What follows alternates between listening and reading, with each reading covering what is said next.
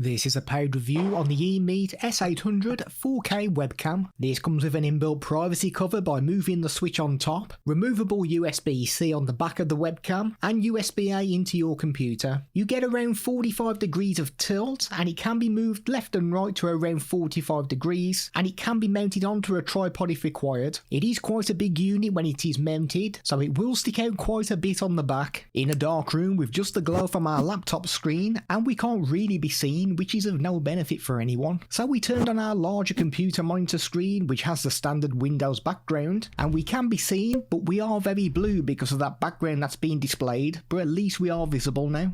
With natural light coming in through the window, and this is more like it. We can be seen, and it's actually a very good looking image. I'm impressed with how well the S800's auto exposure is performing by preventing most of the white on the side of our face where the sun is coming in from outside, but you can fine tune this if required if you are an OBS user by moving the exposure slider, but you can expect a darker image overall if you do this. The S800 can drop its resolution from 4K down to 1080p, and this will allow you to get 60 frames per second, so if getting smoother movement on your calls or streams is the priority, then you can dance the night away and it's going to look fluent. With a couple of ring lights in front of us, and this is very good with us looking nice and crisp. It might be a little too crisp to be honest, as I think it may be flickering a little on my beard, unless it's just my eyes playing tricks on me. The auto exposure is handling our lights really well too, with us not looking washed out. We do get a little bit of noise in the dark areas like our background, but it is looking really good. Turning on our backlights and still using the ring lights in front, and the S800 is handling this really well, and we still get that nice crisp image from it. The colours look true to life, and having the lights in the background helps remove more of that noise, but do still expect some as shown on our chair. It comes with an autofocus lens, which means that you can bring objects towards it and the focus is pretty snappy. Don't bring it closer than a few inches away as it won't grab the focus, but further away than this and it reacts nice and quick.